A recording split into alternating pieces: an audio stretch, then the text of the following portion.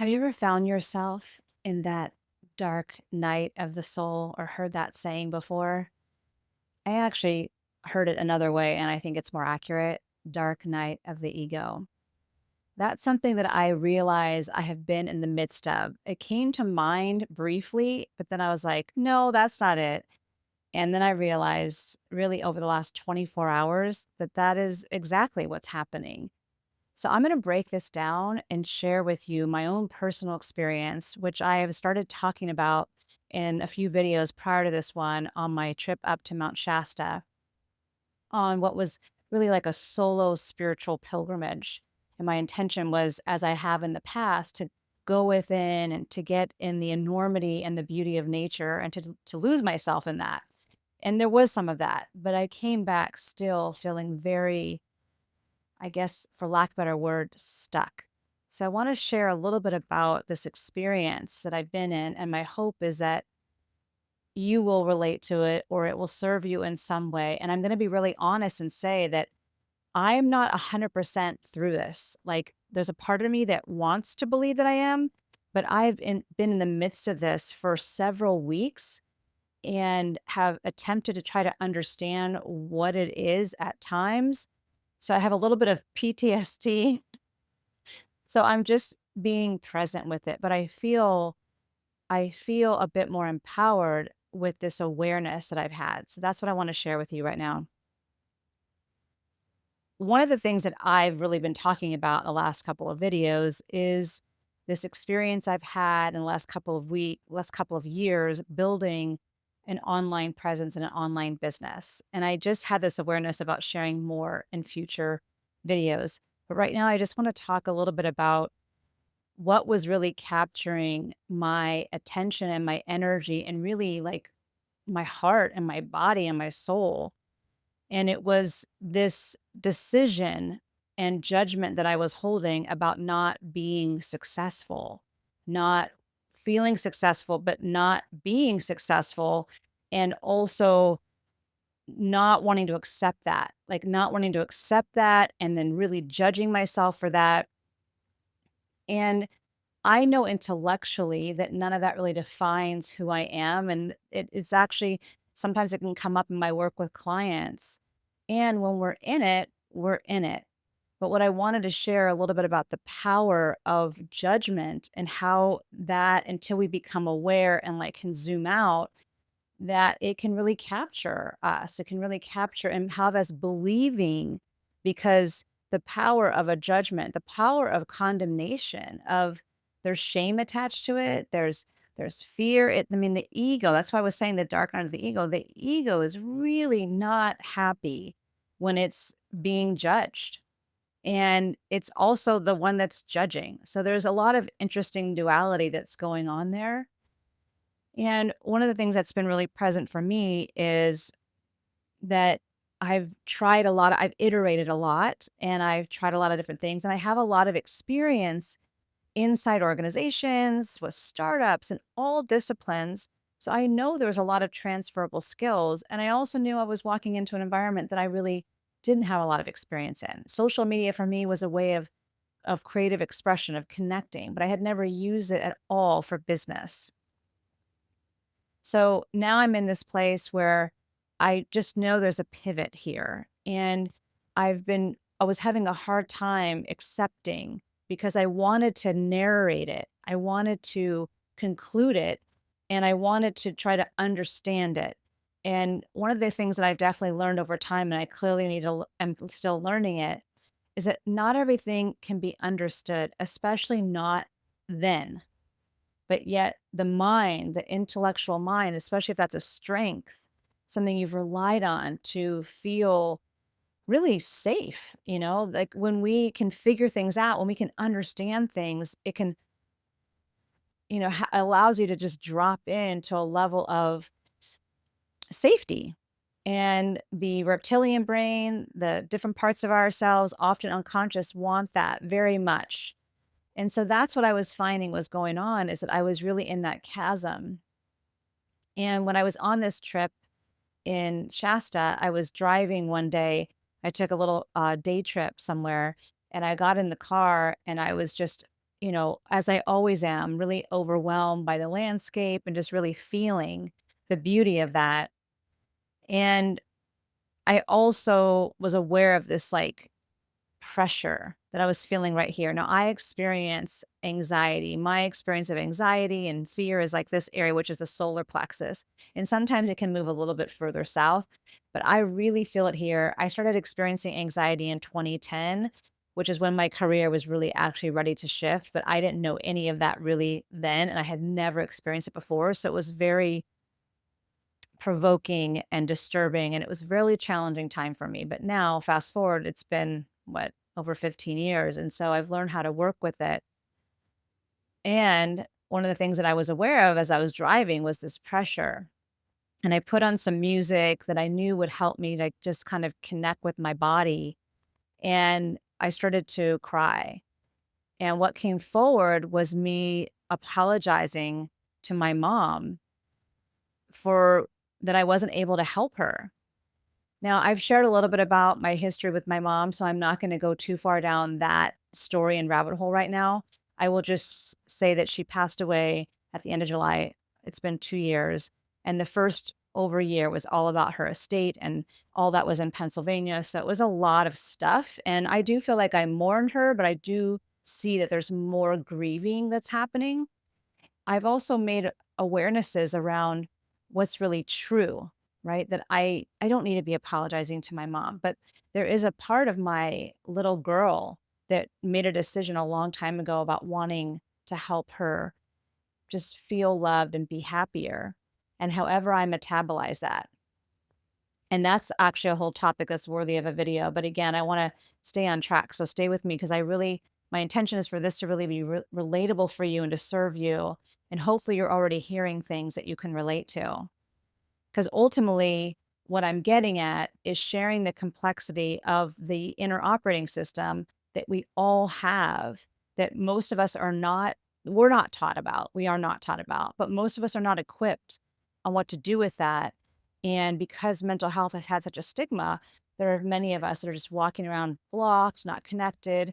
And so I wanted to share this because I feel like there's a lot of things here that I'm going through that many women could relate to, many humans can relate to. And most my focus on my videos are here for women. I stand for the opportunity of supporting all of us and becoming more free and more standing in our sovereignty in a world that really has blocked us.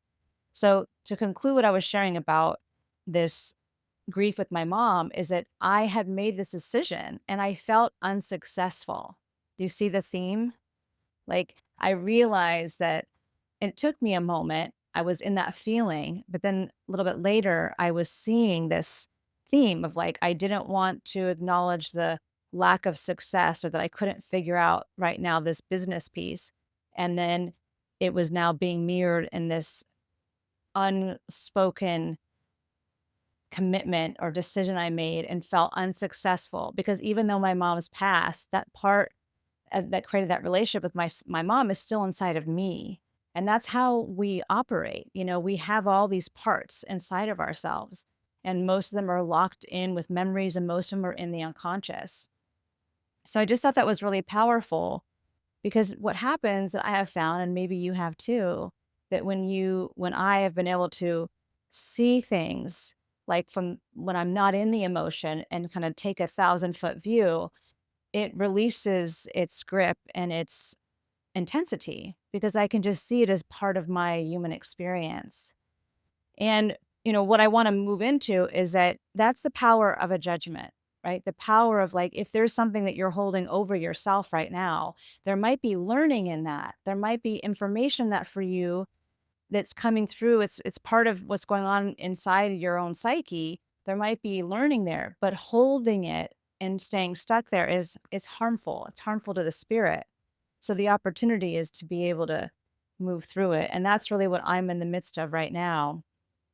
And ultimately, I'm not going to get too far down this path with my business on this video. But what's really interesting for me that's having me get, I think, this altitude is that I realize that I am trying to build a business not the way most people do it. And there's all these tools that are transferable, but the spirit of how I'm approaching my business is that I want to stay true to my soul. I want to stay true to my mission. I'm not just here to build a 6, 7, 8-figure business, although that is the intention, but it's not going to forsake the spirit of it, the mission. Like that, I'm really clear, and I have always been clear, is my intention. So why I'm sharing that is because when we make a decision, the universe is going to try to support us in that. But if we forget that we made that decision, or in this case, it's really easy. If you're building something online, like we're basically at the mercy of the response we're getting or not getting. And it's really difficult for the ego to not personalize it. I mean, that's really a lot of the success to be able to leverage it and move through it and keep iterating and is to not personalize it. But also, if you are in some ways the niche, it's really challenging for the ego to not do that. And that's been part of the learning and the discipline that I've been working through as well. And I can lose sight of it for sure. Really, all of that to say is that first, here I am in this dark night of the ego, having this awareness around the power of a narrative that I created around being successful or not being successful, and how that was right now linked to something that wasn't yet really resolved. And the sadness that I feel, not just for losing my mom, but for what I wanted more for her, especially towards the end of her life. And there's a whole lot there that I won't get into, but it's been part of my life's narrative, my whole life. And we all have things like this. That's just part of the human experience. So ultimately, my intention has been to be in my sovereignty. And I recognize that what I'm trying to build, there aren't a lot of models. And this whole online presence is shifting every day. And just the tools alone, the all like the meta tools, all of them, they're shifting and changing. And it changes with new people coming on, but AI has like taken that to a whole new level. So there's a reality of that. And what I wanted to share as something that has helped me, and I recognize it has absolutely been the it's been like the answer, if you will, to what's happened, how this I've made this awareness and how I've been able to kind of move through and even clarify this dark night of the ego is neutral observation. And I honestly didn't even fully hear this. This is something that I do talk about a lot. It is a skill and a practice that I learned over 20 years ago, and it compounds. It has compounding interest because it's a muscle. And when you start to build it, it just shifts how you interact with your own life. It shifts your orientation. It shifts how you metabolize your experience. It doesn't change you still having feelings and having all of it and the impact on the overall. I mean, we're still all going to go through it. But part of what makes our human experience so sometimes challenging and disruptive is the way we think about it. It's not just that it's happening, it's that how are we deciding what all of it means? Our brain is a meaning making machine. And as a result, if you're not consciously in that activity, it's just deducting based on everything it knows up until that point, and a lot of it is unconscious. So last night I was having a conversation with a dear friend, and I haven't really been talking to anybody about what I'm going through.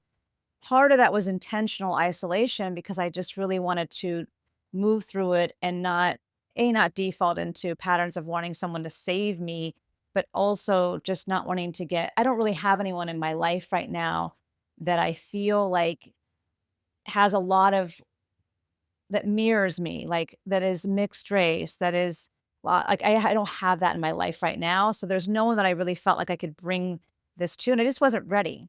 So last night I'm sharing with a friend more than I ever have. And because of that, I was able to hear myself say more awarenesses. For example, the last couple of days since I came back from Mount Shasta, I've just been aware of like just not feeling like wondering, am I depressed? Like what's happening here? Because of course there's a part of me that is resisting it, right? That's very natural. And there's all kinds of reasons why I'm resisting it. And it's also been interesting to just keep how that neutral observer is kind of moving around me.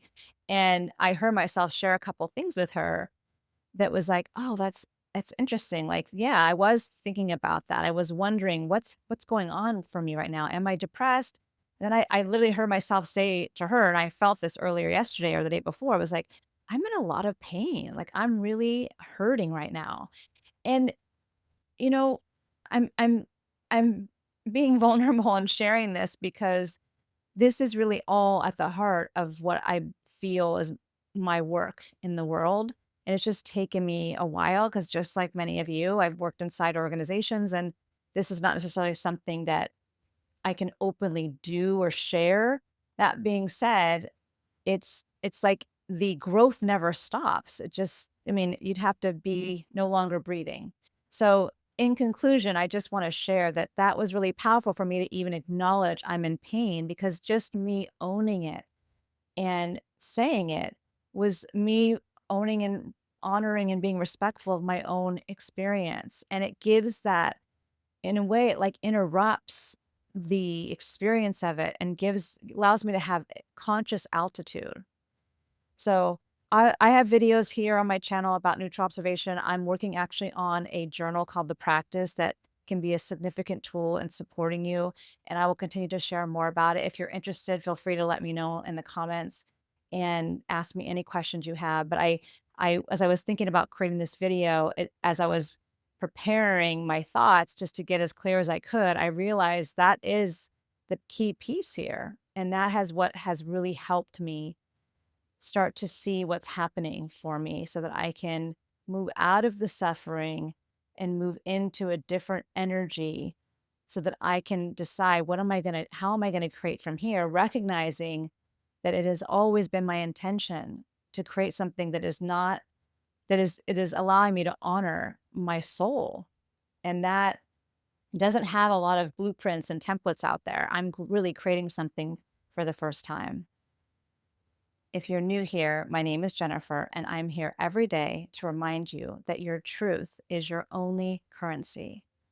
So stop proving your existence and start standing in your sovereignty. I'll see you tomorrow.